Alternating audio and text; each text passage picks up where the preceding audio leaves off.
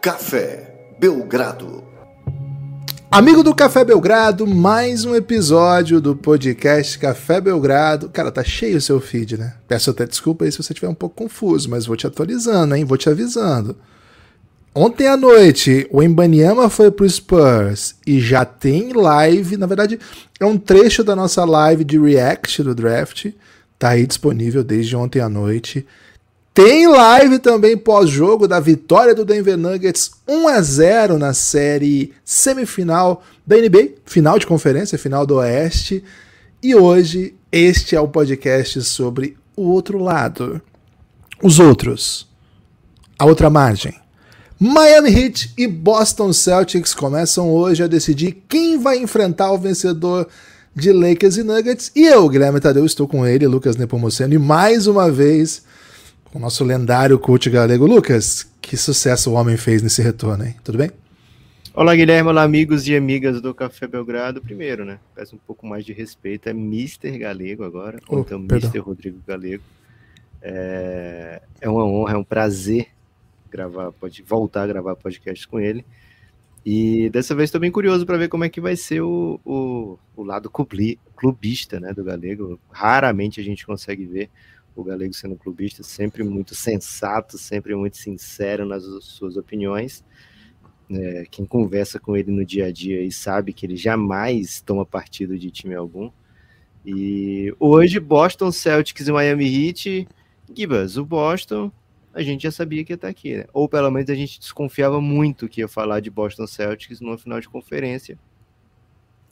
O Miami Heat é uma surpresa, né? O Miami Heat chega como um time vindo de play-in, como um time vindo de derrota em play-in, né?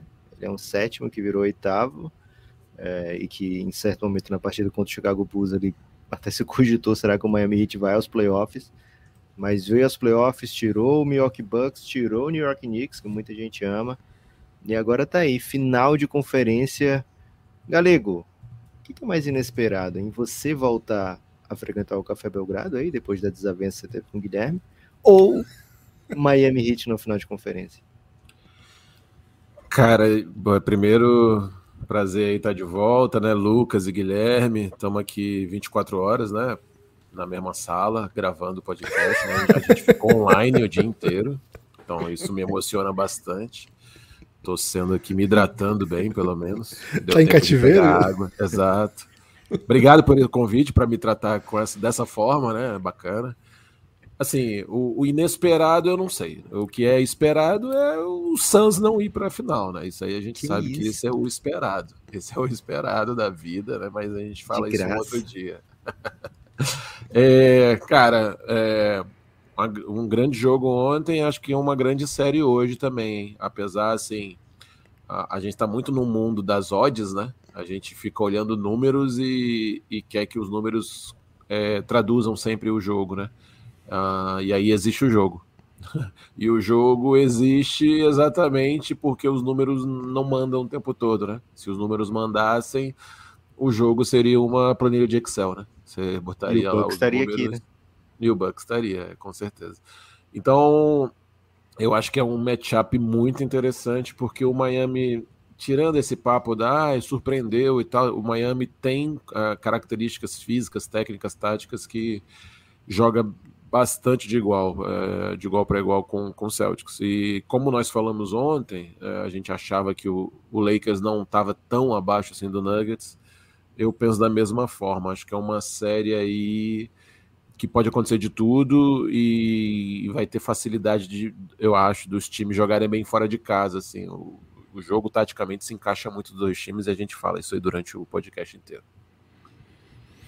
É curioso que o Lucas sempre fica favorável à metáfora do Excel, o que eu acho que é ruim para ele, né? Porque quem já viu o Lucas para mim é o Picasso do Excel, né? Ele é capaz de, em uma pincelada, traduzir assim, um mundo, cara. Sério, sabe, sim, Picasso nos pincéis, Mozart no piano, de repente aí Paulo Henrique Ganso no passe. Para mim esse martelinho de ouro consertando o carro. Né? Já ouviu falar disso? Martelinho de ouro? Ok. Desculpa Meu complementar. carro precisa, inclusive. Acho que é. Aliás, se tiver alguma empresa aí de martelinho de ouro querendo fazer uma collab, né? De repente aí uma permuta, tô precisando, viu? O carro tá Você bateu o carro? Você é ruim de baliza, cara? Não, até que não fui eu, viu, Gibbs? Não queria jogar uma pessoa aqui embaixo do ônibus. Não queria ser o Doc Rivers do rolê. Mas até que não fui eu, mas tem alguns, viu? Alguns aí que estão precisando de reparos. Né? Ok, mas então eu queria sublinhar aí o talento de Lucas. Reta final do imposto de renda, hein? Procure seu leão amigo aí que Lucas Nepomuceno já me ensinou. O não mandou as coisas ainda. O Lucas, essa série Boston e Miami Heat poderia ter acontecido lá no comecinho desse playoff, né? Se o Miami Heat simplesmente tivesse vencido seu jogo em casa de play-in, já teria enfrentado o Boston Celtics no primeiro round. E queria Jimmy Butler que voltasse a se enfrentar assim, mas agora nas finais de conferência. Eu ia dizer que é o destino, mas não é só o destino, né? O destino pode querer, mas se você não tiver um Jimmy Butler fazendo o que ele tá fazendo, provavelmente o destino ia ser passado para trás, viu? Então, é uma série de playoff inesperada, mas que chega num momento como esse, e eu pego até uma declaração do próprio Jimmy Butler ontem para a imprensa, lá no pré-jogo, né, na imprensa que cobre os treinos, não só de Miami, numa altura dessa do campeonato de todos os Estados Unidos, até de todo mundo. Ele diz que aquele sorrisinho dele de canto de boca, que só Jimmy Butler sabe fazer, né? Gosto das nossas chances nessa série. Tem motivos, Lucas, Jimmy Butler, para gostar das chances do Miami Heat nessa série? Hein? Gibas, tive a oportunidade de entrevistar o Jimmy Butler algumas vezes, né? Você até teve também ao vivo, né? Até ao vivo você teve, né? É verdade, tinha esquecido, verdade. E, cara, nunca faltou confiança no Jimmy Butler, né? E, assim, mais do que eu entrevistar, já dá pra gente ver várias, né? Tem aquela clássica dele com a Rachel... Pô, esqueci o nome dela depois que ela foi expulsa da ESPN. Eu esqueci o sobrenome dela. Rachel Nichols? Rachel Nichols, né? Lá na bolha, né? Que ela fala sobre... Que Rachel Nichols, Jimmy Butler. E aí ele dá a entender assim que, pô, eu sempre achei que ia chegar aqui na final e que ia ser tipo o Michael Jordan na final. Então, nunca faltou confiança ao Jimmy Butler, seja antes do jogo, seja durante o jogo, seja após um jogo. Então, é bem esperado que ele fale isso. Agora, por que ele gosta das chances, né? Primeiro, porque o Miami é um time que sempre chega, né? De 2021 para cá, 2020 para cá. Essa terceira final de conferência, né? Inclusive terceira contra o Boston Celtics, e o time já passou pelo Celtics, ano passado teve oportunidade numa bola de jogo 7, jogando em casa, né, que não cai, que seria uma remontada épica. Então, assim, é um matchup que o Heat não teme, é um matchup que o Heat está acostumado a conviver, e como o Galego falou, né, acho até que é subestimado demais esse time do Miami, mesmo tendo chegado na final de conferência. A gente olha, de maneira geral, enquanto o mundo da NBA, e fala assim, poxa, Jimmy Butler fazendo mágica, né?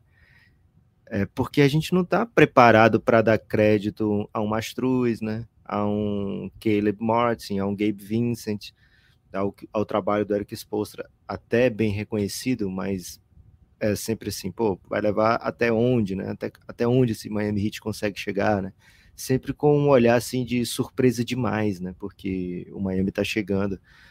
A gente vai lembrar que ano passado o Heat era a melhor campanha e mesmo assim era o olhar era, caramba, o Heat tá chegando, né?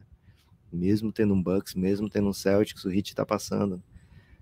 Então é um olhar muito subestimado, né? Então o Miami tá acostumado com essa, de ter esse olhar assim desacreditado, na verdade, um olhar desacreditando das capacidades desse time, né? Então acho que é um matchup, não vou dizer bom para o Miami, porque eu acho que o Boston é o time com mais alternativas da NBA, né? O que a gente já fala aqui há bastante tempo. É um time que tem vários tipos de rotação, né? É um time que pode te punir de diversas maneiras, pode colocar 3 guards, colocar 2 bigs, colocar, sei lá, 5 wings, né? É um time muito grande, muito, muito versátil. Então não acho que seja um matchup em que o Boston esteja despreparado, mas também não vejo um Miami Heat sem armas para essa série, não. Acho que é uma série dura e acho que vai ter por onde o Miami aprontar. Uma coisa que eu queria trazer para debate aqui, aproveitar a presença do Galego, é que a gente falou no preview do jogo de ontem, da Conferência Oeste, como esse matchup entre Jokic e Anthony Davis era fundamental para a série, né? Assim, dos dois lados da quadra, as equipes iam, a partir desse matchup, desenvolver os seus ataques, né? E na live pós-jogo a gente comentou, eu e o Gibas, né? O Galego não teve presente, porque o adicional noturno do Galego é muito caro, né, Guilherme? Aí também não dá, né? Mas na live a gente comentou que se fosse uma parada de box, né? Uma parada de rounds, né? Pontuada por rounds, a gente ia ver que um levou a melhor sobre o outro em diferentes pontos do jogo, né? E isso também se refletiu no desenvolvimento da partida. Essa série agora, Galego, tem um matchup definidor assim? Porque, assim, sinceramente eu não vejo, né? Eu acho que as equipes estão se preparando, talvez, assim, com filosofias de jogo, o que colocar para jogo, né? O pace que eles vão entrar, o tipo de cobertura que eles vão fazer em um ou em outro, né? As bolas de 3 que a gente vai chegar chutando ou não vai chegar chutando. Não tem, assim, pelo menos eu não vejo, vamos começar com isso aqui e a partir daqui vai definir todo o jogo ou toda a série, né? Tem algo assim nessa série, Galego? Acho que tem várias, assim, não sei o quão tão decisivo, tá? Mas tem uma que me chama a atenção, que eu acho que o Miami, né, nesse matchup, sempre dá muito trabalho pro Boston, que é a Adebayo Horford. Me chama muita atenção, assim, porque o Horford é um baita defensor, né? É um cara agrega muito pro jogo, né? Apesar dele não estar com grandes números no playoff ainda, em termos de produção de ataque, né? Ele ainda não veio, assim, para a série de playoff como foi, sei lá, hiper relevante ano passado, assim. Ele tá ali, tá ajudando, tá jogando bem. Nossa, fez um jogo 7 contra o Philadelphia defendendo o Embiid de uma forma incrível, mas o Adebayo tem uma verticalidade, né? O short roll ali, né? Short roll é aquele quando a pessoa faz o pick and roll, né? E ela rola curto, né? A bola entra cedo no pivô. Ele tá ali mais ou menos na altura da cabeça do garrafão, na linha do lance livre. E esse ataque do Adebayo nessa hora aí, né? Ele consegue botar 1 ou 2 dribles no chão e ataca muito agressivo a cesta. Se você fica esperando muito dentro do garrafão porque ele vai atacar, ele tá com uma excelência no chute de 2 ali, né? No mid-range, ele tá com uma bola bem imponente, assim, ele faz isso com muita facilidade hoje em dia. E se você tenta tirar ele bem assim do jogo, ele pega a bola e rapidamente ele procura um ala. Ele sai driblando lateralmente na quadra, parece que ele tá fugindo da cesta, assim. E rapidamente ele pega um mão a mão, né? Ele pega um bloqueio com um outro ala e novamente já entra no short roll e novamente já tá atacando o aro. É uma ação bem difícil pro Boston defender, assim, porque o Boston defende muito essa questão que eu falei ontem do 1,5, né? Assim, tá todo mundo no meio do caminho o tempo todo. Acho que o Boston, dos times que eu gosto de assistir, assim, e lógico, assisto um pouco mais por paixão, por clubismo, mas tenho a alegria de assistir o Boston hoje em dia também pelo basquete que apresenta, né? Desde a época que o Brad Stevens foi tocando aí a franquia, né? E agora meio como manager. Mas o Boston, por exemplo, eles defenderam muito bem o Embiid e parece que os louros vão para o Horford, né? Que parou ele. Mas se você pega um highlight qualquer do Embiid jogando esse jogo 7, tá o Horford defendendo o Embiid e sempre tem alguém perto com uma mão, assim, dando dúvida, né? O tempo todo. Aí ele pensa em passar fora, já tá todo mundo no seu, já novamente. Então, o Boston faz muito bem isso, né? E essa verticalidade do Adebayo machuca muito essas tomadas de decisão. Machuca muito essas tomadas de decisão. Porque o cara vai ter que pensar melhor, cara, vou, não vou, e o time do Miami, assim, apesar de ter tropeçado na temporada, se você olha só os dados estatísticos do playoff, os números são de equipe de ponta. Os aproveitamentos, as bolas que estão chutando. Então, assim, modo playoff, a cultura hit existe mesmo, né? E eles estão, assim, muito, muito bem desenhados, muito bem preparados, descansaram mais agora, né? Se eu não me engano, o jogo 6 deles foi dia 12 de maio, então assim, já estão um tempinho aí, 5 dias, quase uma semana já preparados. Então, eu acho que esse matchup é um matchup que abre os outros matchups, entendeu, Lucas? Assim, essa bola vai forçar algumas ajudas, vai forçar alguns overhelps, algumas atuações, e aí a gente tem que ver se cabe o Robert Williams nessa ação, e aí se cabe o Robert Williams nessa ação defendendo, aí já muda o matchup na hora que o Heat vai defender o Celtics, porque já é menos um que chuta, então a defesa do Heat também é muito agressiva. Então esse matchup, Horford, Adebayo, me chama a atenção, porque se o Horford consegue dar conta do Adebayo bem, as coisas abrem um pouco mais para o Celtics. Né? As coisas abrem um pouco mais para o Celtics de conseguir ter mais fluidez de ataque, conseguir ter os caras defendendo mais um contra um no perímetro de forma mais agressiva, mas acho que se esse aí começa a escapar, aí vem os colapsos defensivos, aí vem os ajustes, e aí acho que o Miami tem mais condições de criar outras ações em cima disso. Então, essa é a parte, apesar dos nomes do Jason Tatum, Jimmy Butler, enfim, e companhia, esse matchup me chama muita atenção, aonde o Boston vai buscar, né? Se é com o Williams começando o jogo e o Horford na 4, ou se é o Horford direto, enfim.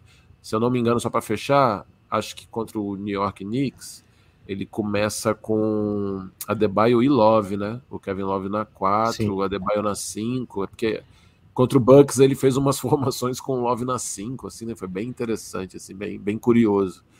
Então eu tô curioso para esse começo. Eu acho que essa agressão aí do ataque contra a defesa no Celtics, eu acho que dita um pouco do que pode abrir durante os 48 minutos, né? E assim como você falou ontem, a gente está falando desses 48 minutos, porque se a gente for pensar em 5, 6 ou 7 jogos, vai acontecer muita coisa que a gente nem está sabendo ainda, né? Então tudo depende desses 48 minutos iniciais agora. Galego, uma coisa que me intriga nesse time do Miami é como esse time mudou de tudo, na verdade, nos playoffs, né? Parece que né? Não é só uma questão de atenção maior ou maior minutagem dos seus jogadores, né? É assim, o espaçamento mudou, a rotação mudou, o tipo de bola que eles procuram mudou. Era um time que ao longo de todo o ano sofreu demais para matar a bola, mesmo tendo um monte de especialistas ali no time, como são especialistas mesmo, a gente está vendo agora que são especialistas.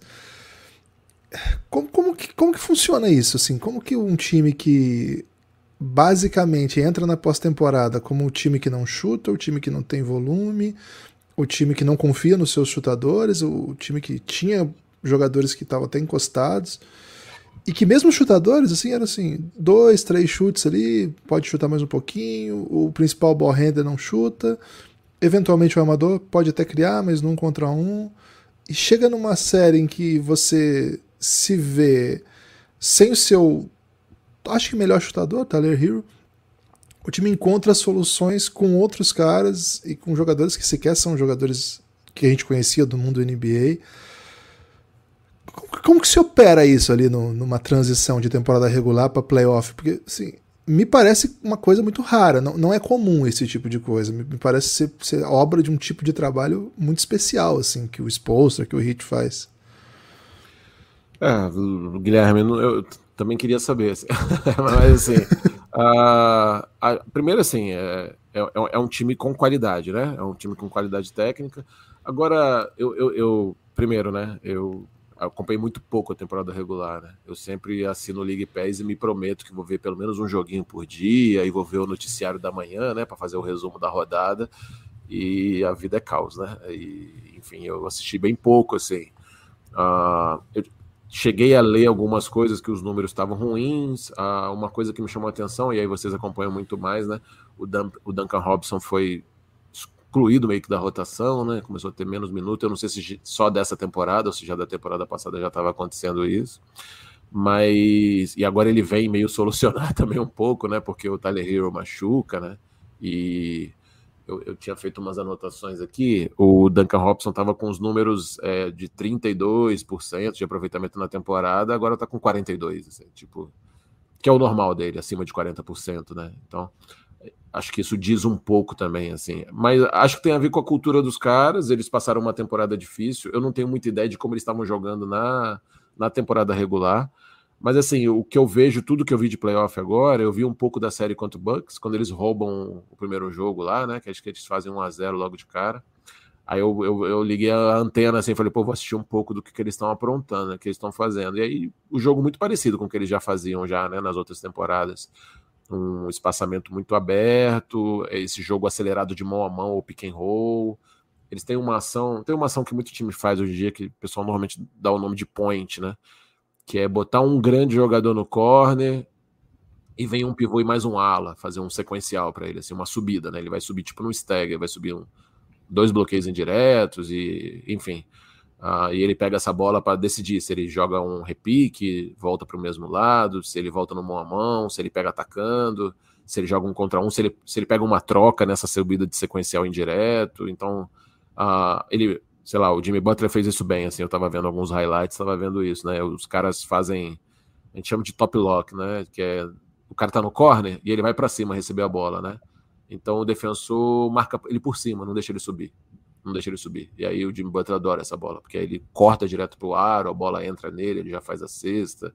Enfim, assim, é um time bem agressivo assim, nessa bola. E são coisas que eu já gostava deles fazendo. Tem uma coisa que eu gosto muito no que eles fazem, que é essa questão de joga o pique, alguém se mete no garrafão cortando sem bola, os outros já estão espaçados novamente, a bola vai fora. E tem uma coisa legal do time deles, assim, que tem muito driver, né? A gente vem conversando há muito tempo sobre isso, né? Pelo menos é um campo de estudo meu, né? Assim como o Celtics, o Heat é um time com drivers, né? Os caras têm mínima vantagem, ele tá parando dentro do garrafão driblando, né? E o drive é uma coisa no basquete, Guilherme, que assim, tem a tática, né? Eles vão jogar com 2 pivôs, defende assim, a bola foi no poste baixo, roda assim, teve um bloqueio de tal cara com tal cara, defende assim. Agora, o que faz no drive? Né? O drive é um improviso ali, né? Então, eles são muito agressivos nessa bola, né? E, cara, assim, eu tô bem encantado lá com o Gabe Vincent, né? Jogando pick and roll. A maneira que ele acha o Adebayo, né? E é um cara pronto para chutar. O Struz já tem um tempo, né? Que ele acho que ele rouba o lugar do Duncan Robinson. Posso estar errado aí, né? Assim, porque é um cara que consegue chutar, mas porra, que entrega muito defensivamente, né? O cara é bruto, é grosso, assim, né? O cara consegue ter muito contato, defende muito, tem muita força nas pernas, assim, ataca rebote. O Caleb Martin também, que vai bem também, enfim, vários jogadores que conseguem tocar muito na bola, ser muito agressivo para a cesta, conseguir passar a bola no short roll no Adebayo, e aí tem caras qualificados, né? O Jimmy Butler, assim, fora de série, mas mesmo o Kyle Lowry, que acho que tem vindo mais do banco, né? Ali como um sexto homem, para dar uma qualidade ao jogo. Pô, o que vai falar do Kyle Lowry, né? Em termos de experiência, de jogo. Então, assim, acho que faz muito mais sentido falar, Guilherme, que as coisas não encaixaram na fase regular, né? Mas, assim, eu tava dando uma olhada assim, pô, será que foi essa tragédia mesmo? Eu fui fazer um somatório de vitória e derrota, e eu sei que não dá para comparar muito Oeste com Leste, porque o número de enfrentamentos são diferentes, né? Mas quando você pega 30, os 30 melhores, o ranking dos 30, o Miami foi 11º, né? Ele foi 7º no Leste, mas ele ficaria em 5º, 4º no Oeste, né? Então, assim, não foi essa tragédia toda também, né? Foi um time que não teve aproveitamento, mas estava ali tentando resolver os problemas deles, né? E aí, cara, eu particularmente, eu torci muito pro Atlanta naquele jogo do play. Torci muito, eu tava muito desesperado de pegar. O Boston tava meio que oscilante na reta final da temporada regular. Eu tava muito desesperado do Boston pegar o Miami logo de cara, assim. A chance de tomar uma pancada logo de cara, né? Um time muito, muito experiente, como esse, com a cultura muito boa. Então, assim, não tem muita explicação, assim, né? A Cassaela já cantou isso, né, pra gente, né? E não tem explicação. Cassaela já avisou. Mas, assim, eu não encaro como surpresa o que eles estão fazendo. Assim. É um time com essas qualidades. As bolas que eles estão metendo não eram bola que a gente não espera. Eles nunca meteram essa bola. Não, eles metem essa bola.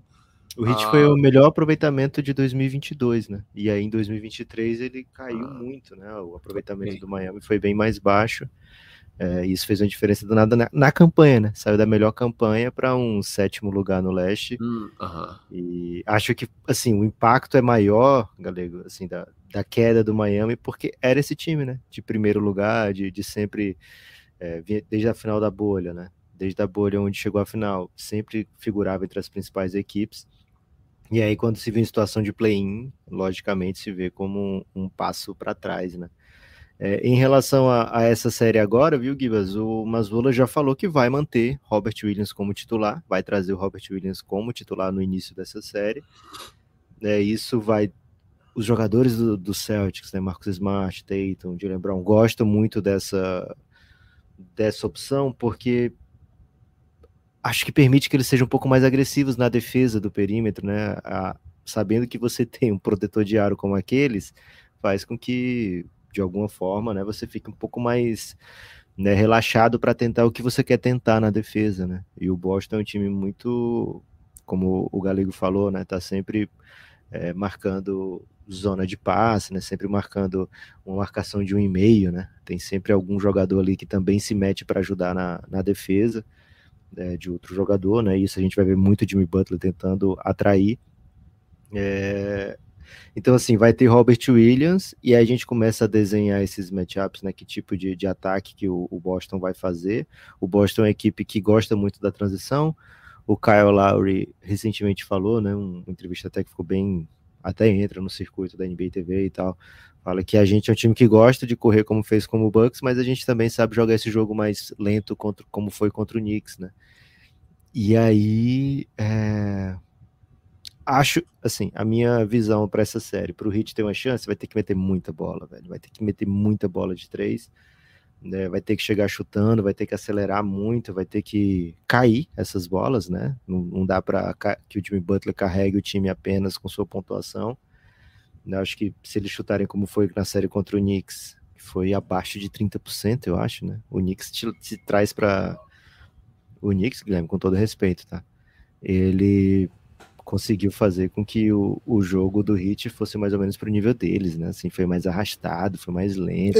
Eles colocam o adversário na máquina do tempo e eles voltam pros anos 90, Lucas. Esse é o potencial que o Knicks tem com o Cavs e com o Heat. Mas ao mesmo tempo não é aquela máquina do tempo, não é um DeLorean, né? Que você, porra, que viagem glamurosa, né? Não, de máquina do tempo. É uma máquina do tempo. Chacoalha. Sei lá, meio franjinha fazendo a máquina do tempo, sabe? Pode ser. Ele faz com restos de metal que ele acha por aí, né? E aí não fica tão bonito, né? Mas Aliás, eu falei ao longo da série que parecia basquete dos anos 90, e ontem o Spoelstra meteu mais ou menos essa, não meteu bem essa, mas ele falou assim... Então? Escuta, um salve pro Eric Spoelstra. Ele falou, na verdade, que a rivalidade lembrou rivalidades dos anos 90, mas eu acho que na cabecinha dele é assim, joguei um basquetinho dos anos 90 pra ganhar desses caras aqui, mas beleza. Mas é um time assim que mostrou uma metamorfose interessante, né? E esse tipo de metamorfose é o que o Heat, o que o Boston também é capaz de fazer, né? De ser um time muito versátil, de ser um time com muitas alternativas. É um time que pode começar com o Derrick White ou com o Robert Williams, velho. Olha o range aí, né? Olha a diferença de jogadores, né? E no meio deles tem o Grant Williams também, né? Que é uma espécie de meio termo ali, né? Uma coisa que funcionou muito para o Miami na bolha foi a defesa zona, né? Uma defesa zona que pegou a bolha assim, de surpresa naquele ano, né? E o Boston também, e aí quando o Hayward podia jogar, o Boston sabia atacar melhor essa defesa zona. Agora não tem mais Hayward, mas ao mesmo tempo todo mundo mete bola, né? Tem um Brogdonzinho que mete bola. O Joey Mazzulla foi perguntado já na série contra o Philadelphia, porque o Philadelphia usou zona em alguns momentos, né? Mas é uma zona assim, que comparada com a do Miami, pelo amor de Deus, né? E aí perguntaram, e aí, Mazzulla, como é que você bate uma defesa zona? Aí ele falou, você arremessa e você acerta. Aí você bate a defesa zona, né? Porque ele é um pouquinho... Assim, o Galego não gosta que a gente diga isso, né, Guilherme? Mas o Mazzulla, ele é um pouquinho desse jeito, né? Ele gosta de uma respostinha um pouco mais seca, de uma patadinha, sabe? Uma pequena passivo-agressivo, assim, isso. Né? Acho que ele lembra um pouco o Gabi Coach, por isso que o Galego não gosta de falar mal do Mazzulla, né? Acho que ele olha pro Mazzulla como ele olha pro Gabi Coach. Mas, Gui, você sabe se ele dorme nos horários certos, o Mazzulla, Lucas? Cara, acho que as finais vão deixar ele ainda mais mal-humorado, né? Porque eles vão pra Conferência Oeste, né? E lá, porra, o jogo é mais tarde, né? Rapaz, então, vai dar um jet lag no Mazula que vai ser... Cara, ele não vai saber como se comportar. Guilherme, só um adendo aí. Eu não tinha pensado nessa comparação com o Gabriel, né? Mas aquela história dele fazer análise dos atletas no bloco de notas que fica disponível na internet diz muito. Parece muito mesmo. Eles se parecem muito. Pra quem não lembra disso, o Mazula, no começo da temporada, vazou que ele tinha um bloco de... um site, que eu não sei o aplicativo que é, tem vários que fazem isso, né? Mas ele tinha conta em um aplicativo que era online, só que ele deixava aberto, né?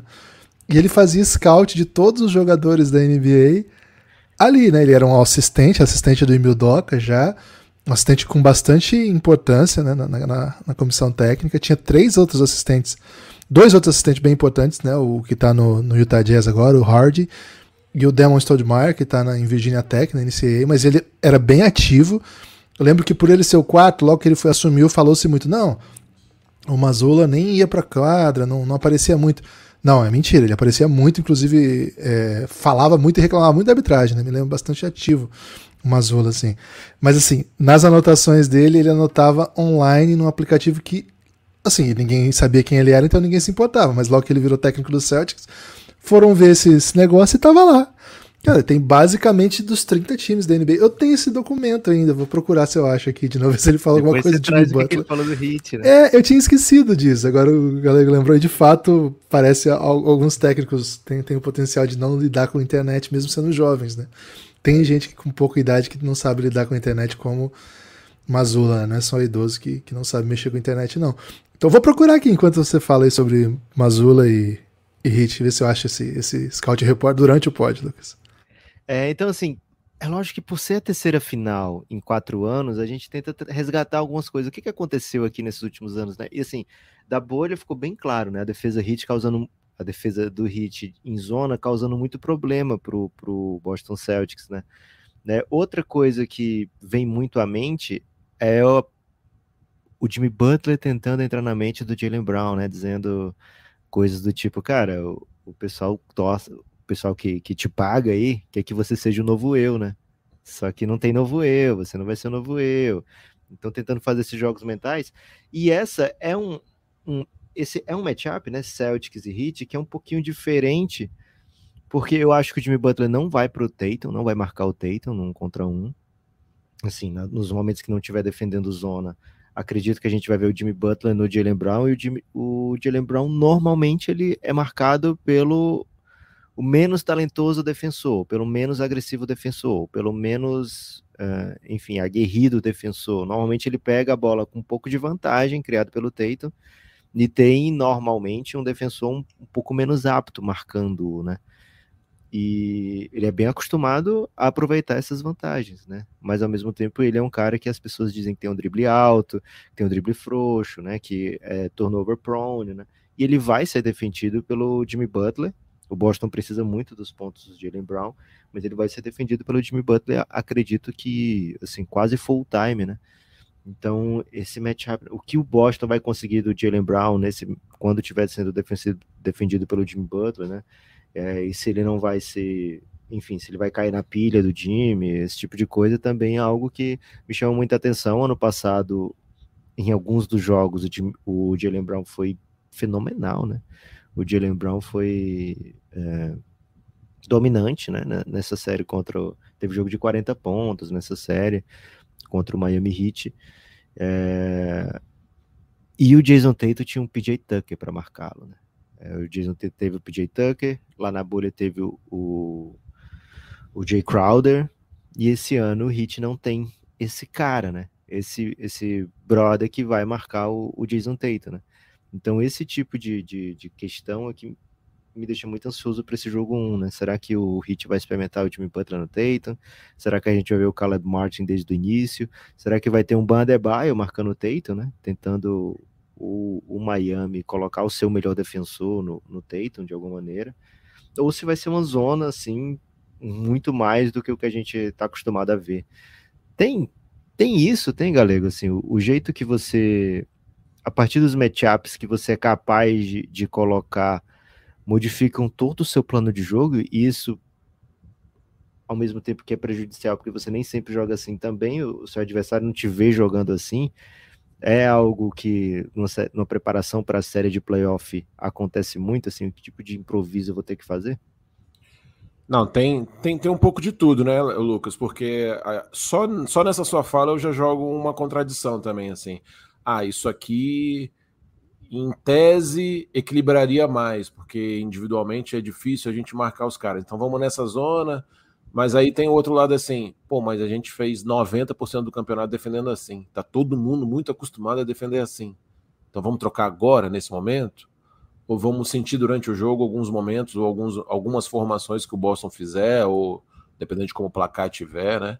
Então, normalmente essas defesas zona, assim, eu lembro que eles fizeram bastante, né? Acho que foi na bolha, né? Que eles fizeram assim com muita quantidade, se eu não me engano, Sim. tá? Mas agora contra o New York Knicks eles usaram também, né? É uma defesa bem diferente, assim, não tem muito time fazendo isso. Que ela é um quarto de quadra, né? Um quarto de quadra ali a partir da linha dos 3, né? Ele bem encaixotada, e ela é uma 2-2-1.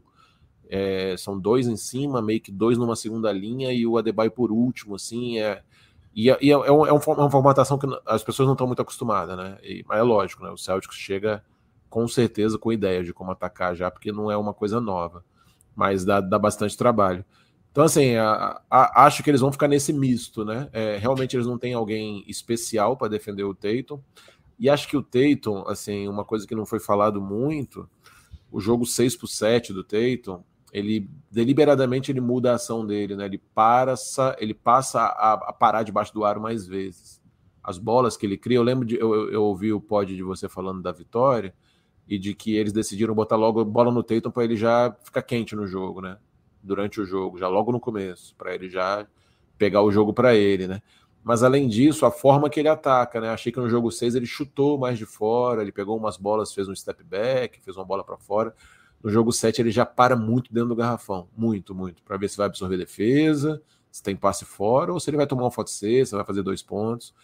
E acho que foi um grande ajuste do Boston, né? Então, assim, acredito que esse matchup aí eles vão querer forçar, sim. Apesar do Jaylen Brown estar com números, assim, o Jaylen Brown são os melhores números do Celtics, né, no playoff. É o melhor aproveitamento de 3, é o melhor aproveitamento geral de 2, tudo, assim. Apesar dele atacar isso muito bem, o Jaylen Brown não é um cara que cria em todas as situações, assim, ele não é um grande jogador de pique, joga, mas não é um grande. Se tiver zerado 1 contra 1, ele não tiver muito espaço, ele não cria como o Jason Tatum cria.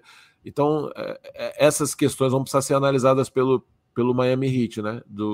O que priorizar, do que fazer. Porque se ele pega um pouco de espaço, ele pega um pouco de vantagem, um close-out mais desequilibrado, aí o Jaylen Brown faz coisas realmente muito incríveis, assim. Então, tô bem curioso aí para como você falou que o Williams vai sair de titular, tô bem curioso agora em pensar como o Miami Heat vai atacar, né? Como o Miami Heat vai defender, perdão, o Celtics. Porque aí vai precisar defender 4 só, né? O Gibas ficou até sem palavras, viu, galera? Depois dessa sua aula aí. O hold do Robert Williams, né? O hold dele é bem agressivo, mas fora do garrafão, sim. Achei aqui, viu? Scouting Report do Miami Heat. É um Miami Heat. É outro Miami Heat, né? Não é esse, claro. O documento é antigo. Eu descobri o nome do programa. É Quizlet Study Online, né? Então ele meteu um estudo online. Cara, simplesmente 46 páginas de conteúdo sobre o que o técnico do Celtics pensa de basicamente todos os jogadores da NBA da época e como os times jogam, né?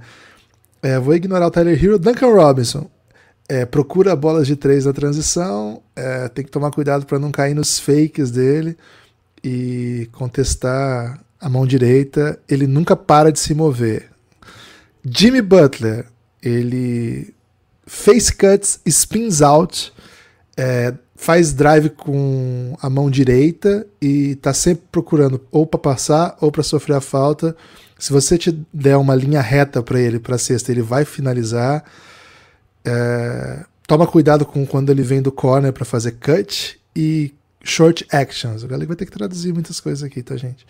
E procura to mouse off pick and rolls. Cara, muito linguajar de técnico, né? O galera tinha que traduzir. Adebayo é um driver de mão esquerda, gosta de correr na transição. Ele joga como se fosse um point forward, com movimentos no elbow e com catch no post, né? Ele recebe bola no poste. Os chutadores jogam muito ao seu redor e fica muito alerta com jogadas de lobby para ele depois dos tempos. E é fundamental deixá-lo longe do rebote ofensivo. O Adebayo é o que tem mais cumprido aqui a análise. Aí tem muita gente que não tá mais no time, eu vou pular, e aí eu vou pro time, propriamente, que ele fala do time. Era outro time, é bom lembrar. Mas aí tem múltiplas ações aqui que, pô, não tem a menor ideia do que se trata, né? Mas tem o... Ele coloca assim, as jogadas fora da bola, quais são as mais usadas, né? Tem pistol, tem elbow X, tem away e tem a quick.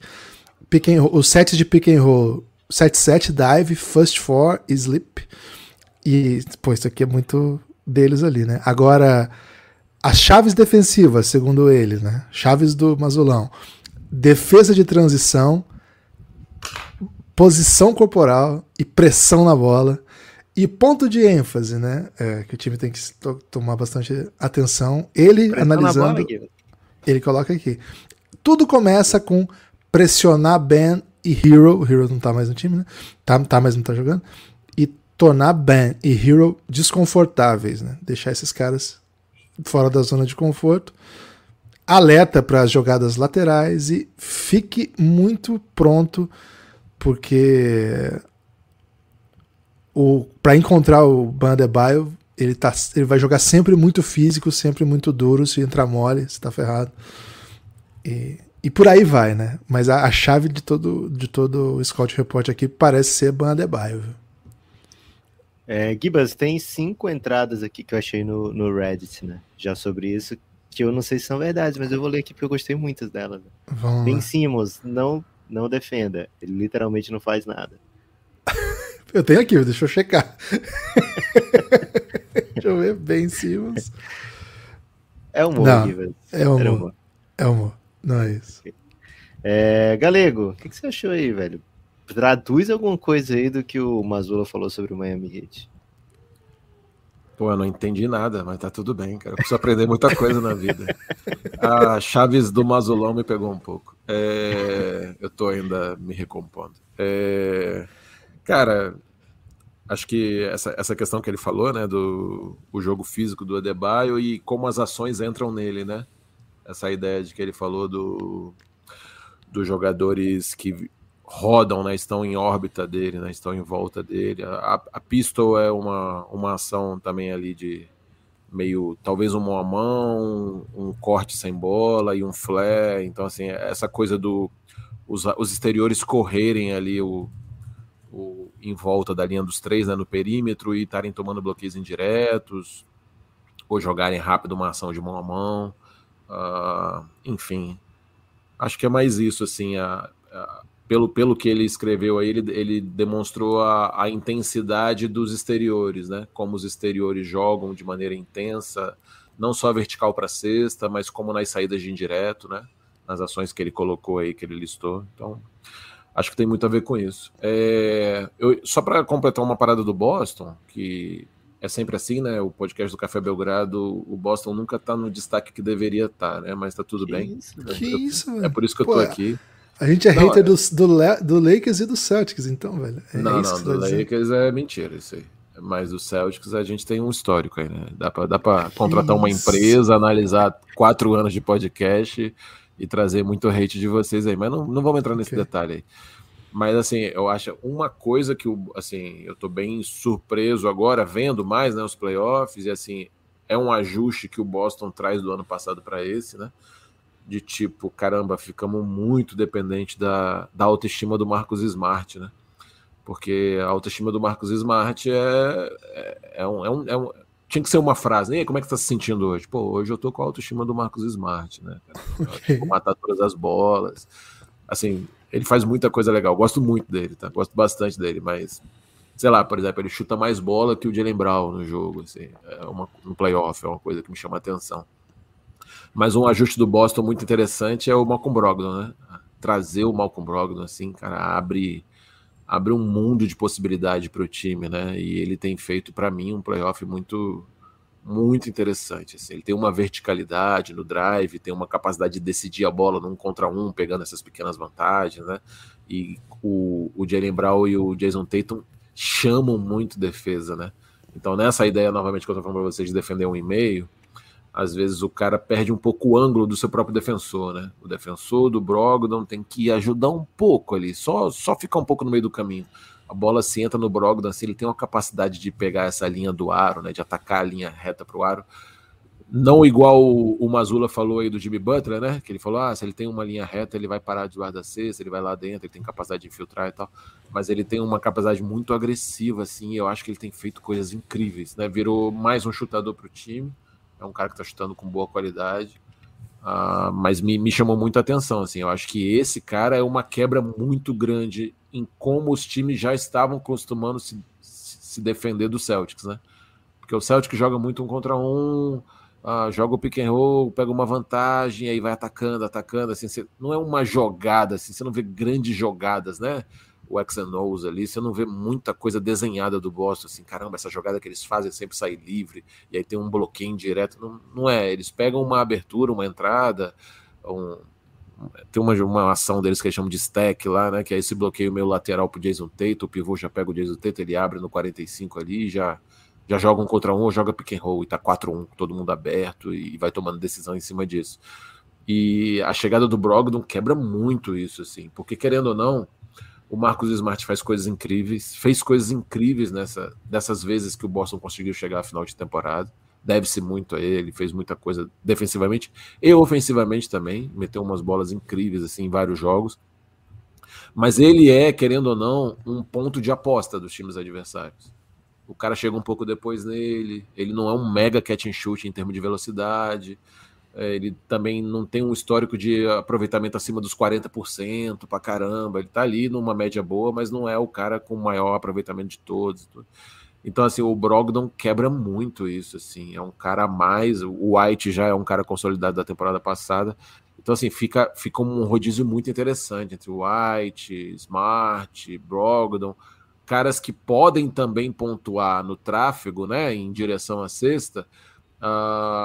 Pensa que nessa quadra que a gente está falando ainda tem o Jaylen Brown e o Jason Tatum, quer dizer, os caras têm que estar colados nesses dois, então abre muito espaço assim, para o Boston. Então essa parte eu também estou curioso, assim, quem vai pegar ele e de que maneira ele vai tentar protagonizar, né? O Brogdon precisa também protagonizar algumas ações para as pessoas não ficarem resguardadas, né? Paramos o Brogdon, agora vamos tentar ajudar bastante ali no Tatum, no Jaylen Brown, para a gente tentar equilibrar o jogo.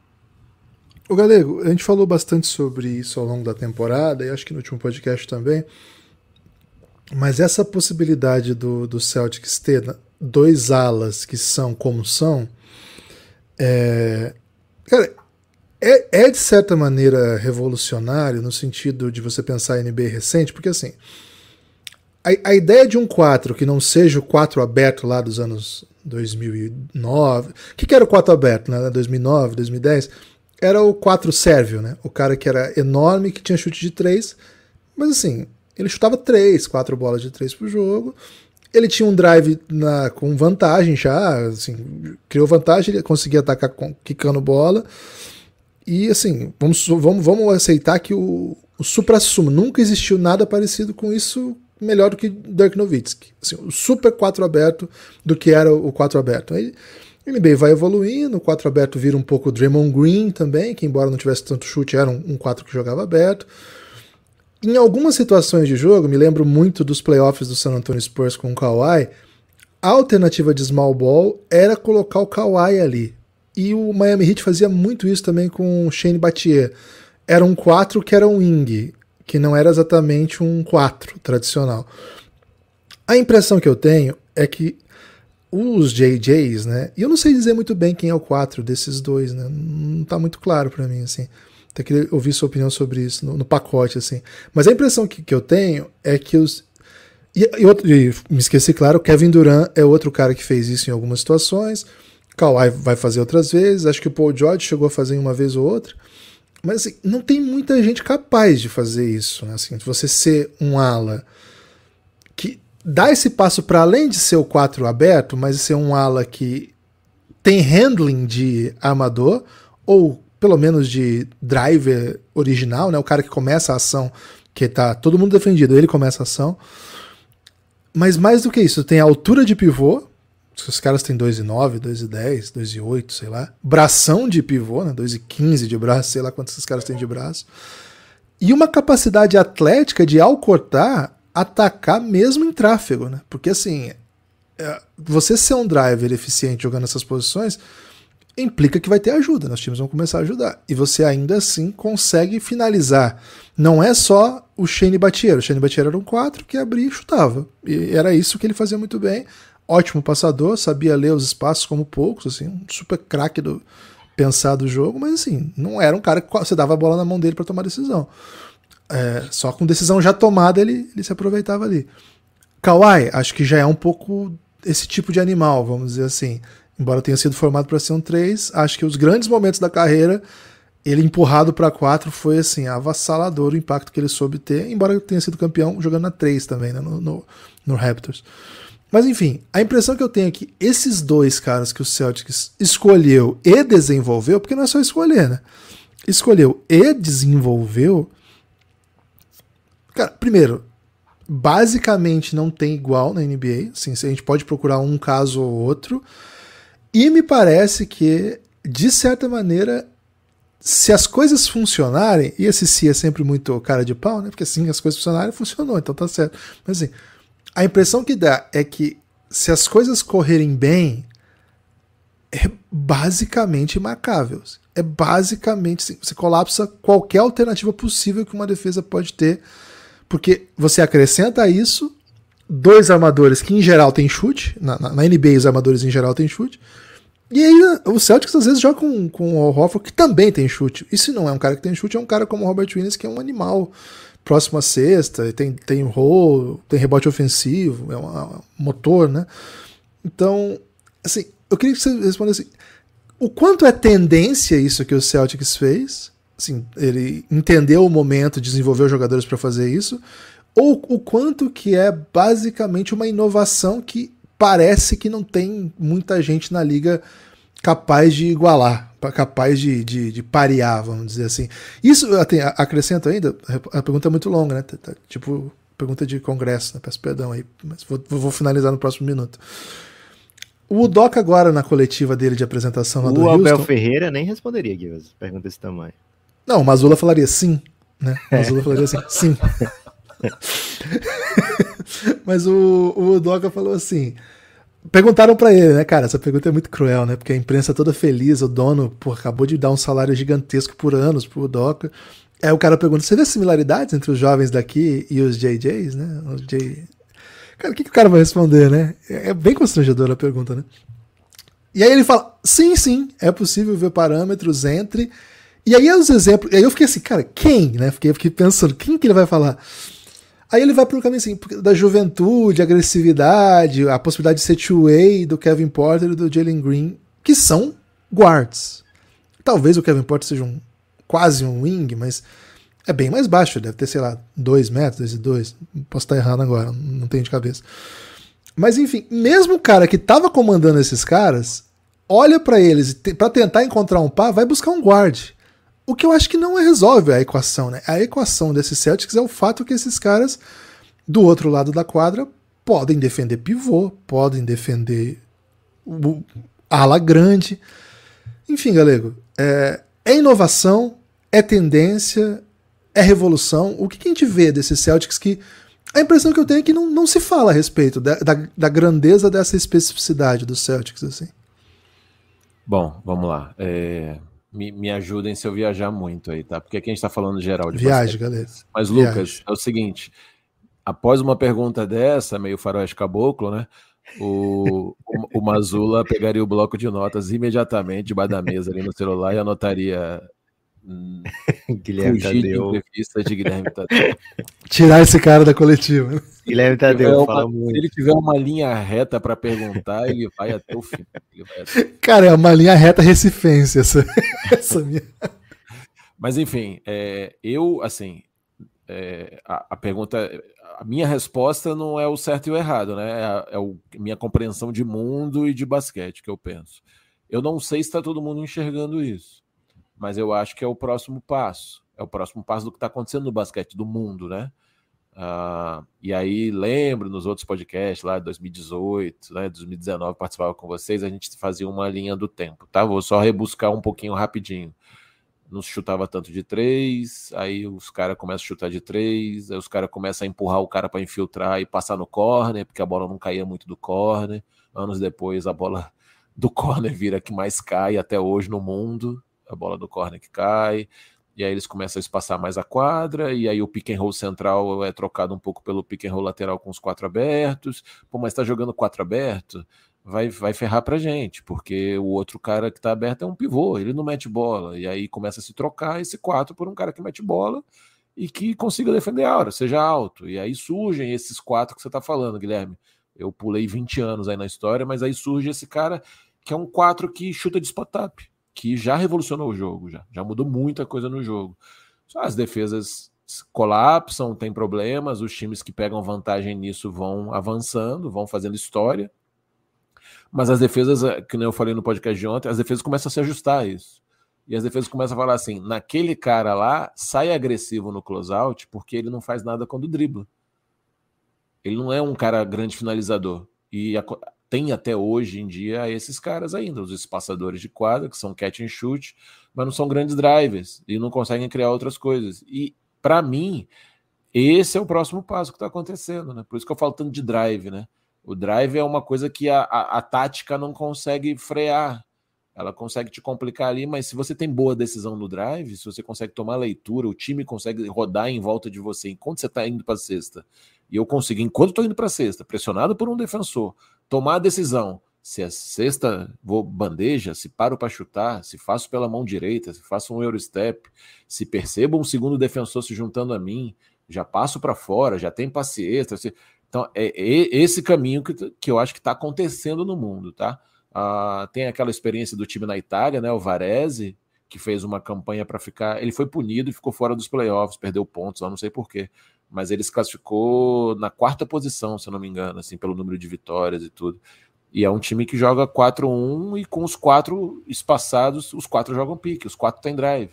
E o time que Escola é dono, né? O Luiz Escola é dono desse time. E parece que ele é que traz, né, o corpo técnico, o staff e estudiosos, analytics, para começar a pensar o jogo dessa forma. Quer dizer, olha que curioso, um cara que jogou na posição 4, né, na NBA, que tinha um certo drive, mas não, era um drive ainda na formatação de pivô, com algumas limitações para a NBA, mas um craque mundial que chutava de fora, teve que virar esse espaçador. E aí, só complementando a você, Guilherme, um avanço que teve é que esse 4 virou 5 mais para frente, né? A line-up da morte lá do Warriors era com o Draymond Green a 5, se eu não me engano. O Escola termina a carreira como 5, fazendo um baita 5, né? Um cara que consegue defender. Então, assim, a transição para essa posição está acontecendo, ao meu ver. Não é fácil falar assim, então por que não virou tendência já? Porque é a vida acontecendo, né? As pessoas precisam nascer, crescer, aprender, se desenvolver. Então, assim, é uma geração que a gente não viu ainda. O Jason Tatum vai impactar muito, muito, muito, muito o basquete, principalmente se o Boston começar a vencer mais, né? Assim, talvez se for campeão, porque no mundo que a gente está, a narrativa é contada pelos vencedores, né? Mas para quem estuda o jogo, já está vendo o impacto que o Boston faz. Com 2 caras que... E aí, assim, só para fechar, eu noto também que sempre que eu falo só para fechar, eu falo mais uns 15 minutos, mas beleza. É nota de rodapé, galera. Nota de rodapé. Aí você pode falar e volta e fecha depois. Para fechar isso aqui, assim, o principal é... bota esse cara na 4, ele chuta, ele espaça a quadra, mas ele não defende 5, né? A gente vai ter um problema. E a gente tá falando de um cara que você falou aí, ele defende 4, talvez num 5 como o Embiid e o Jokic ele vai ser arrastado, ele vai precisar de ajuda, mas aí quem não vai ser arrastado? Quem não vai ser arrastado? O Jokic no primeiro quarto ontem amassou o Anthony Davis, que é um dos melhores defensores da liga, da história, sei lá. Então, assim, eu acho que essa formatação é uma formatação que vai acontecer no basquete mundial. Mas vou te falar assim, eu não sei se é 2014 ou 2015, tá? Mas eu lembro que é a temporada antes do Golden State ser campeão. E aí tem um baita jogo do Golden State no Madison Square Garden contra o New York Knicks, que o Curry arrebenta, mata a bola de tudo que é canto, o ginásio fica muito encantado, assim, caramba, a transmissão fica muito encantada, e tudo que se fala naquela hora é meio assim, caramba, ninguém faz o que esse cara faz. Tudo bem, ninguém faz o que ele faz até hoje, assim, mas o que eu quero dizer é, a aparição dele começa a colocar como regra para todos, cara, tem que matar a bola depois de drible, cara. Tem que matar a bola depois de step back, cara. Tem que matar a bola para a direita e para a esquerda, tem que matar a bola saindo de indireto, tem que matar... E isso é uma regra hoje em dia. Se você não arremessa depois de drible, você já fica um armador numa posição mais baixa do que um armador de maior qualidade. O Jamoran não é um grande chutador depois de drible. Tudo bem, mas olha o que ele faz, né, no meio do caminho para o aro, para a cesta, né? E olha o que ele faz de besteira na vida dele também, aí tá se complicando, né? Então, assim, eu acho que essas coisas estão acontecendo, Guilherme, só que como está acontecendo agora, e é recente, a história do Tatum e do Jaylen Brown no Celtics é recente. Lucas, eu lembro bem de um podcast que o Guilherme não estava, aquela famosa viagem para a Europa dele, né, que ele foi desbravar o mundo, e ele me botou para trabalhar no lugar dele, e a gente discutiu num dos temas se valia o Celtics botar grana para valer, para segurar o Jaylen Brown, e a gente falava assim, cara, é um cara que mostrou potencial, vai precisar ser desenvolvido, mas é um craque, assim, né? Um baita potencial, mas vai precisar ser desenvolvido. E aí eu acho que o Guilherme fala bem, o Boston pegou esses caras e desenvolveu fisicamente. Olha o corpo do Tatum na universidade, olha o corpo do Tatum agora, desenvolveu, os caras jogam pique, tomam boas decisões. Rodrigo, acho o Jaylen Brown um jogador de pick and roll menor do que o Tatum, assim. O Tatum joga meio como um escolta mesmo, assim, um ala, armador, que já bloqueia, joga pique, para dentro da cesta, tem o drible parado de jump, aciona bem as bolas do roll e tal. Mas o Jaylen Brown joga também, com qualidade também. E, estamos falando de uma liga num nível muito alto. Então, assim, eu acho que os times já estão buscando isso, Guilherme, mas não tem material humano. Eu acho que os times já estão há muitos anos querendo que as pessoas sejam mais fluidas e chutem com mais facilidade depois de drible, sem gastar muita energia, como o Curry faz. Mas não tem material humano, vai pegando aos poucos. Eu acho que as pessoas querem que as pessoas sejam verticais e mudem de direção com a facilidade que o James Harden fez na carreira. Mas o material humano precisa ser trabalhado para isso. Então, eu acho que o jogo já está sendo impactado dessa forma, mas ainda há não sei se é preconceito, acho que não, a palavra não seria preconceito não, mas há uma cara meio revirada ainda para isso, não é isso o grande lance, não, o grande lance é outra coisa, e eu acho que o 4 com drive machuca muito, cara, eu acho que faz muita diferença. Se você me permite, eu pedi para vocês para não falar de NBB, né? Mas a gente teve uma experiência com o Antônio aqui, jogando o NBB uma temporada, e eu queria me dar a chance de falar nisso, porque eu vi no dia a dia, né? O que o cara faz a partir de drive, ele ataca o 4. E a gente ficava... ele renovar, Galego. E a gente ficava falando assim, ele podia jogar na 3, né?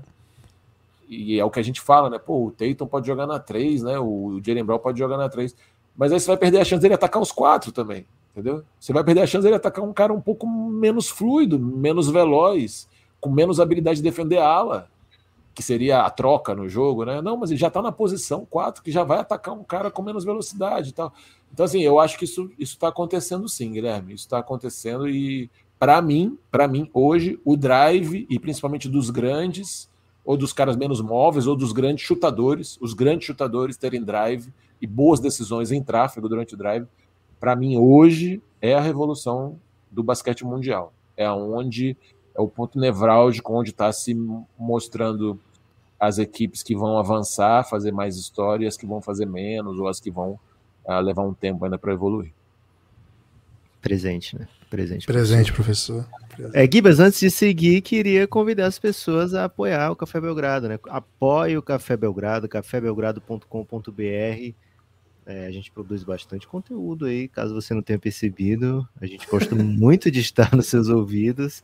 E a gente também torce muito para que você se sensibilize e venha apoiar esse projeto, que é um projeto independente, sem apoio externo, né? Sem alguém bancando por trás, a não ser pessoas fofas e queridas como vocês. Então, cafébelgrado.com.br se torna apoiador.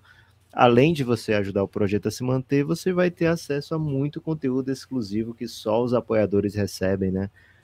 cafébelgrado.com.br vai te levar para a página que tem todo esse material exclusivo, e também você pode olhar aí nos comentários, na descrição desse podcast, você vai ver muito conteúdo exclusivo que só apoiador tem direito, né? Então, cafébelgrado.com.br, além de alguns podcasts assim sobre o dia a dia da NBA, né? Para apoiadores, a gente tem bastante conteúdo histórico também. Então, se você quer saber mais um pouco sobre a história da NBA, se você quiser saber muita coisa sobre a carreira do LeBron James, sobre Luka Doncic, sobre, enfim, futuros alternativos dentro da NBA, se torna um apoiador, que você vai ouvir muita coisa. Tem uma série só sobre draft, né? Só sobre as classes de draft entre 2000 e 2015, né? Contando quem foram as melhores escolhas, né? Qual quinteto dá para sair desses drafts, né? Qual draft é mais forte, qual não é, né? Pontos em comum sobre esses drafts ou não. E além disso, temos série também sobre drafts futuros, né?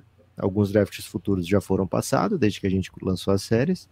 Então a gente vai ter lá conteúdo sobre draft antes do draft acontecer, de 2021 e de 2022, e também tem sobre esse que está chegando de 2023, ontem um dia fundamental, né?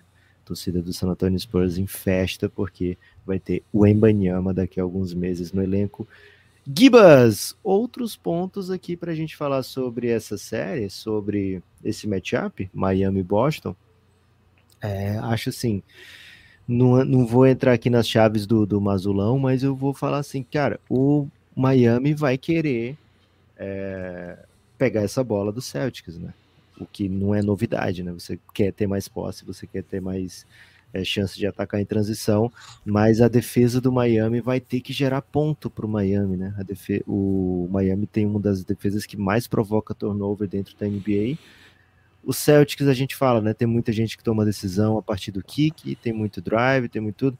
Então acaba dando, né, chance de múltiplos jogadores estarem com a bola na mão, e isso às vezes gera um pouquinho mais de turnover, né? Tem aquele cara que tem o drible mais alto, aquele cara que às vezes não tá num bom dia, aquele cara que, enfim, o defensor lê melhor e consegue roubar essa bola. Então, assim, o Celtics, e tem também, eles são muito empoderados para fazerem as jogadas, né?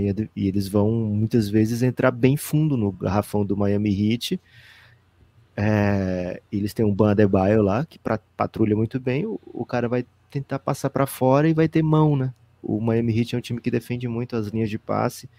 Então, às vezes, de maneira geral, é uma coisa boa você penetrar com o drible, mas às vezes você se mete num buraquinho ali que, se você não estiver preparado, vira um ataque de 3 contra 2, 4 contra 5, né? Um contra-ataque de 3 contra 2, de 5 contra 4, e te deixa defensivamente exposto, né? Então acho que esses pontos fáceis do Miami, que não são fáceis porque você tem que roubar a bola do Boston Celtics, né? Mas esses pontos que o Miami não precisa passar muito tempo quicando, buscando espaço, né? Trabalhando com o Jimmy Butler. Esses pontos de transição de bola de 3 pontos vão ser fundamentais dentro dessa série. Mas ao mesmo tempo, a gente olha... Acho engraçado até vocês falando do 4, né? O 4 que quica e tal. E o Boston não vai ter, assim, de primeira opção vai ser um 4 ao Horford mesmo, né? Um 5 Robert Williams mesmo. Então talvez isso também dificulte um pouco o ataque do Boston a ser tão fluido, né? O Mazzulla gosta muito de jogar com 3 guards, né? Gosta muito de jogar com 2-2, né? Com 2 guards, 2 Jays e um Horford aberto, né? Ou o Robert Williams dando aquele espaçamento vertical, né? Como eles gostam de chamar na NBA. Mas o Miami tem, assim, enquanto a gente vê o Boston com um time bem sólido, né? Assim, o Galega adora quando a gente usa sólido aqui no Café Belgrado, então tive que usar em homenagem a ele. Um time defensivamente bem capaz com todas as peças. O Miami vai ter que botar um Kevin Love, o Miami vai ter que botar um Duncan Robinson, jogadores não exatamente conhecidos por suas capacidades defensivas, né?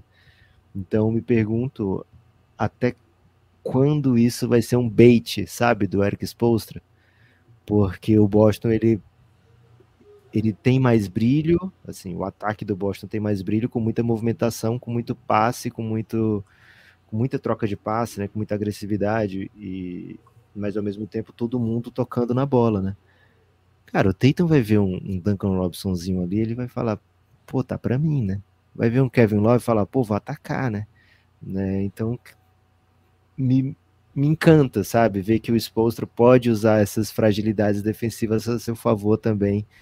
Então, cara, tô no hype pra esse jogo. Galego, você acha que vai ser um jogo de 20 pontos esse jogo? Ou o primeiro jogo já vai ter muita armadilha ali de lado a lado? Pô, Lucas, não sei, não tenho a menor ideia do que vai acontecer. Eu quero saber pra meter a bet lá no KTO, velho. Me dá a resposta agora. Não sei. Cara, não sei, vamos ver. Acho que o primeiro tempo diz muito o jogo, né? Eu concordo muito com essa questão do... Eles vão defender o drive dessa forma, né? Mas... E assim, o Duncan Robinson vai ter que estar em quadra em algum momento, né? Até para isso passar a quadra e tudo, e ele vai ser realmente, como é que vocês falam, macetado, né? Ele vai ser atacado absurdamente, cara, porque é disparado, né? Ali o cara mais frágil em termos de defesa com contato e tudo. Mas eu acho que depende muito do primeiro tempo, assim. O Boston, apesar do Miami estar nessa fase boa, confiante e tudo, o Boston vem também de uma catarse, né? Um gasto de energia, assim, se livrando do talvez ter ficado de fora da final, né, e da temporada, e é um time que vem com pressão, né, para estar na final de novo, para ver se tem a chance de ser campeão. Então eu diria, às vezes, né, pode ser que o jogo escape no primeiro tempo pro Boston. Tô tentando me arriscar falando alguma coisa aqui. Qualquer coisa diferente disso, eu acho que vai igual o jogo até o final. Vai ser um jogo decidido no final. Foi uma das críticas que fizeram ao longo da temporada, até o Zach Lowe, né, que é um cara muito sério, assim, que ele começou a se frustrar com a reta final de temporada do Boston, porque ele assistiu uma série de jogos que eles não caçavam o matchup do cara que pior defendia em quadra, né? Ele falou, pô, você via assim que os caras estavam indo pro jogo sem os alvos, né, assim, meio solto, faz aí o que você quiser, tá? E a gente viu nessa série contra o Philadelphia muita disciplina, né? Muita disciplina.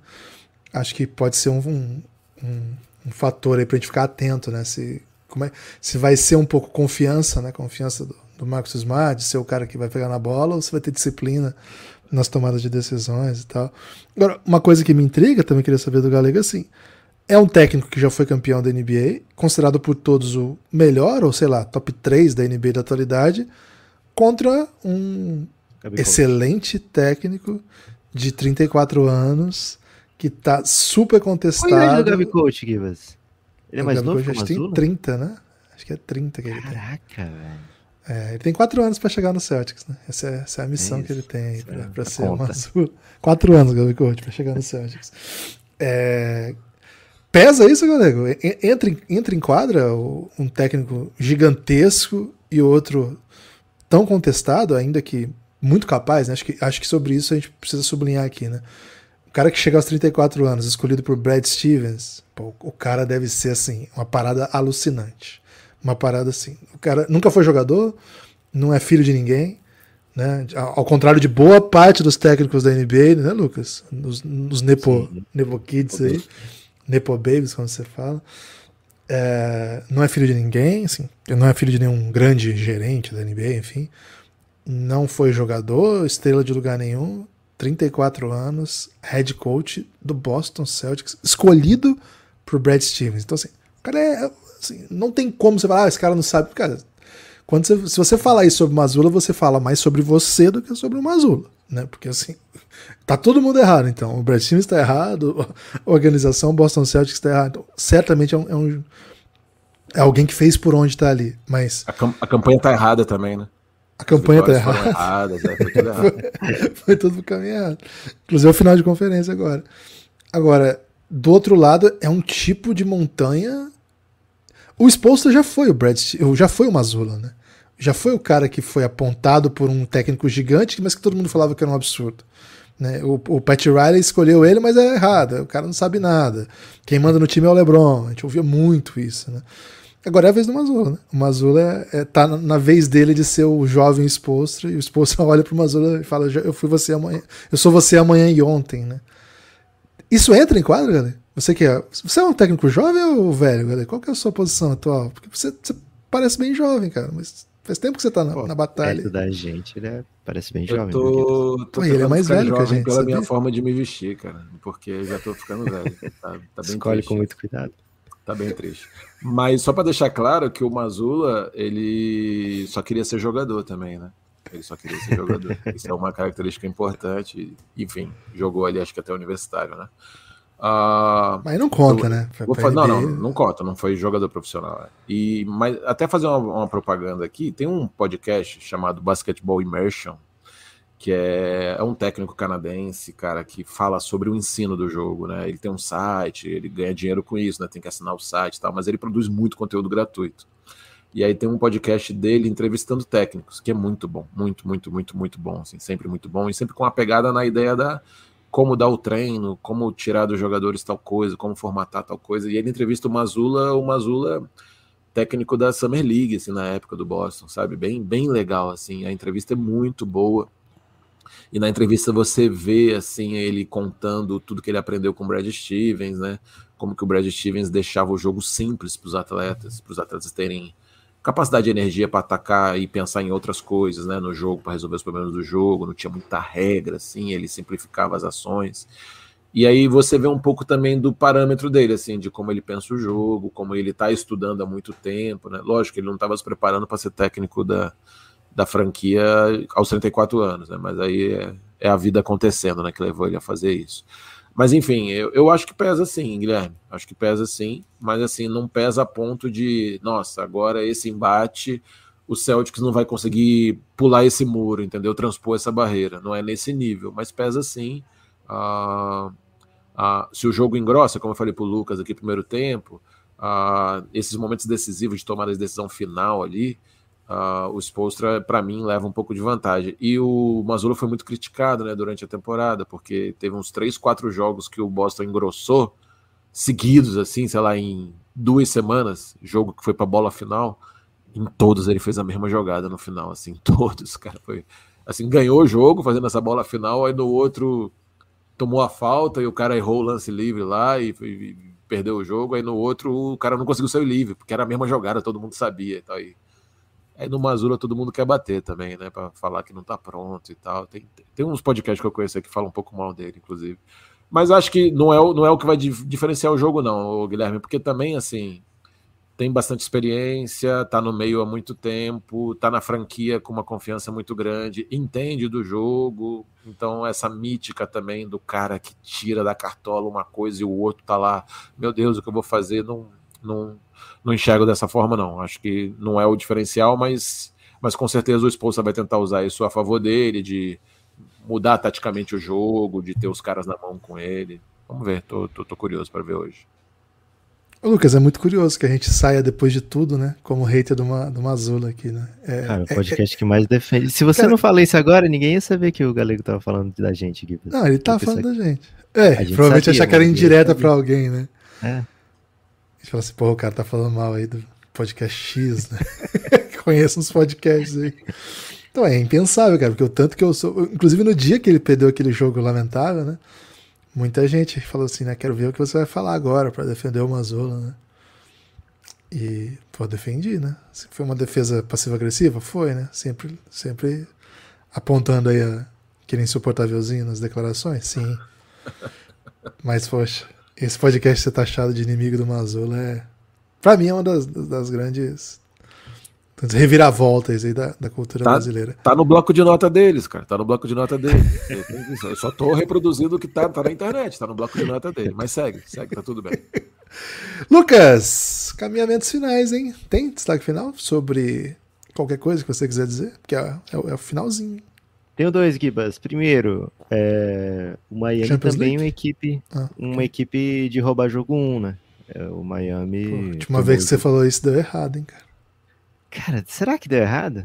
Deu errado. Eu não sei se deu errado, velho. Perdeu o jogo, deu errado. Perdeu o jogo, não roubou o jogo 1, mas foi um jogo experimental do Lakers, que o Lakers tentou bastante coisa, assim, sabe? Foi a alguns extremos, né?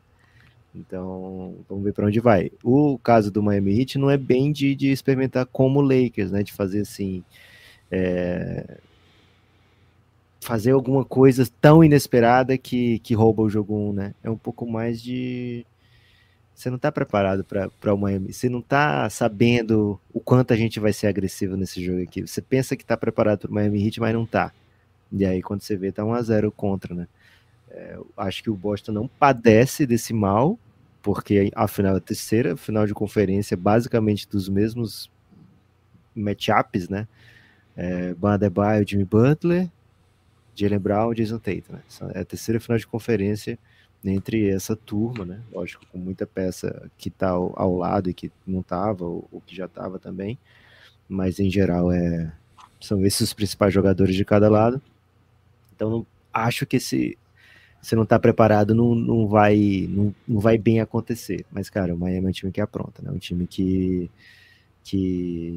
engrossa, né? Como disse o coach Galego. Então, muita atenção nesse jogo 1. De repente, pega uma bet aí de handicap a favor do Miami Heat, mesmo com vitória do Boston. O segundo destaque final, Guilherme, é falar aqui do Brasa, viu? O Raulzinho tá no bloco de notas do Joey Mazzulla. É mesmo? Para vocês aqui, ó. Ameaça na transição, ele faz o drive para pontuar, um finalizador fraco, usa floater, acima da média no spot-up, 47% chutando para 3. Porra, meteu estatística que ele nem lembra, velho. Meteu estatística, é porque falou assim, não lembro mais nada desse cara, vou dar uma olhadinha aqui no... Não, pô, 4 frases, 1, 2, 3, 4, 5, 6 frases sobre Raulzinho, né? Raulzinho no Celtics, ano que vem, quem sabe? Gostou, contrata, né? Gostou, contrata, né? É isso, exatamente. Pô, paga o homem. Cara, o Caboclo tava lá, né? O Caboclo chegou a fazer pré-temporada, ficou na última, assim, reta final. Ficou muito perto de jogar essa temporada pro Mazzulla, velho. Uma pena. Infelizmente ele não tá no Scouting Report do Mazzulla, viu, Guilherme? Não tá, não? Não tem Caboclo lá, não? Porra, nenhum não. Outro braço? Nenhum outro braço. E você não vai falar de Champions League no seu destaque final? Porque hoje é o maior jogo do história do futebol. Deixa pra falar amanhã, pô. Vini vai ter uma setada e a gente fala amanhã. Ok. Galego, você tem destaque final? Galera, agradecer aí a participação esses 2 dias, o cativeiro, fui bem alimentado. Você não volta mais? É isso? Não, é o contrário. Vou tirar uma onda agora aqui, né? Falar que eu tô à disposição aí, pra mim é bom, que aí me força a assistir o jogo e tentar falar menos besteira do que o normal, porque aí tem que assistir o jogo, né? Pra falar alguma coisa que tenha sentido com a realidade. E me aproveitarem aí, porque em junho eu vou fazer um curso com Sérgio Scariolo, Obradovic e Pablo Lasso, cara. Acho que minha vida vai terminar ali, assim. Eu vou fazer esse curso e vou fazer alguma outra coisa para falar, não, e aí, o que você fez? Eu conheci o Obradovic. É isso. Tipo, ponto final da carreira. Ok. Bravo demais. Excelente. O meu destaque final... Sigam o Galego, hein? Sigam o Galego nas redes sociais aí. O homem ele não posta mais, velho. Fotos muito belas, viu? Ele não posta mais. O meu destaque final é apontar o seguinte, cara. Quem não viu, por favor, veja. Já existe uma rivalidade, o Wembanyama na NBA, com o Houston Rockets. O momento que sai Houston Rockets antes da escolha 1, o que o Wembanyama comemora é sacanagem, velho. Eu achei isso aí uma punhalada no coração dessa galera que por tanto tempo sonhou com o Wembanyama e o cara tava desesperado pra não ir pro Houston. Cara, isso aí pra mim isso aí é pra machucar Felipe Hitmaker demais. Cara, quem não viu, veja aí. É um negócio assim um pouco... Porra. Vou dar RT lá com o Belgradão pra vocês vejam. Valeu? Espalhem pra aí que vocês ouvem o Café Belgrado. Apoie o Belgradão, cafébelgrado.com.br. É medo de ser banco do Alperenchenko, Guilherme? Com certeza é isso. Com certeza é puro respeito aí pela franquia, mas medo de ser banco do Alperenchenko. Valeu? Forte abraço e até a próxima.